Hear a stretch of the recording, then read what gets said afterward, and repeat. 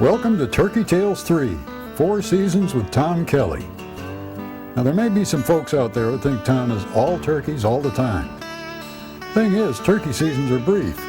And while Tom spends a fair amount of time at his computer cranking out books and articles, he gets away often and keeps his legs in shape.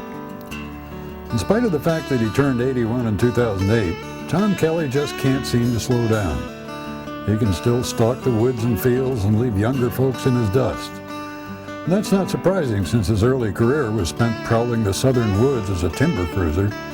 He covered a lot of ground in that pursuit. While the majority of Tom's writings, now more than a dozen books, have had plenty to do with the pursuit of wild turkeys, he does take part in other forms of hunting.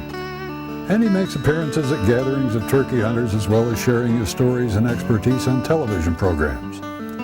What follows is the result of following Tom around for the better part of 2008. We call it 4 Seasons with Tom Kelly. We begin at the Fire Hunt Lodge in southeastern Arkansas, a private facility owned by Price Industries. Tom was one of a small group invited to take part in a duck hunt in mid-January, when the temperature was well below freezing.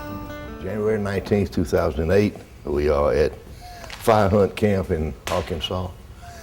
We are this is going to be an opening session of 4 Seasons with Tom Kelly. We are going duck hunting first thing this morning.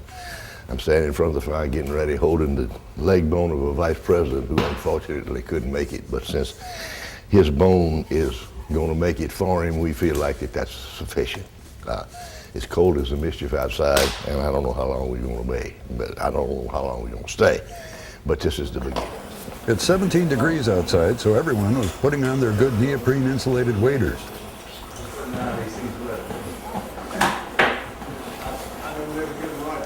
The group took their sweet time getting ready, so Tom explained his version of using snap caps to save your firing pins. But when I open it, you think it is, instead of brass snap caps, I use 2 empty rounds. So when you close it and pull the trigger, you can, if you do that again and again and again, you can do home to the firing pin, break a firing pin and have to do it. This is why they sell snap caps. But I'd rather drop those in the water than $20 half snap caps. Right.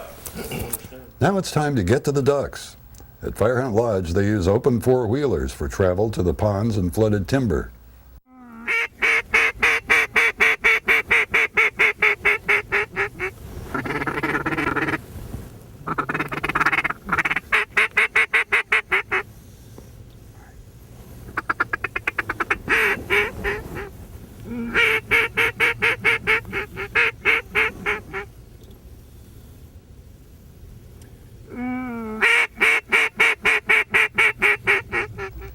Remember, it is freezing, and so cold the ducks didn't come into Tom's first blind.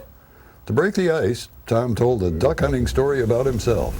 We were hunting in the Rose Swamp when it was a day about like this, and we were 14, 15 years old. And I crawled up on this lake, and there was some mallards sitting out there on the lake, and I crawled up there and bushwhacked them naturally. And I just took off my clothes and swam right there to get them. I got the one and I got the other one. I was coming in sideways. When I got close to I didn't have to go all that far, 30, 40 yards. When I got close to the shore and got up and I was trying to walk and I was barefooted and all them sticks under your feet and I was going like that carrying my ducks, and my brother was standing up there. He says, "Tom, you couldn't win a dick measuring contest in a girls' dormitory."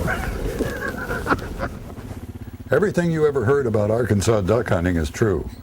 So many ducks that host Dick Carmichael had teal trying to land in a pond as he threw out the decoys.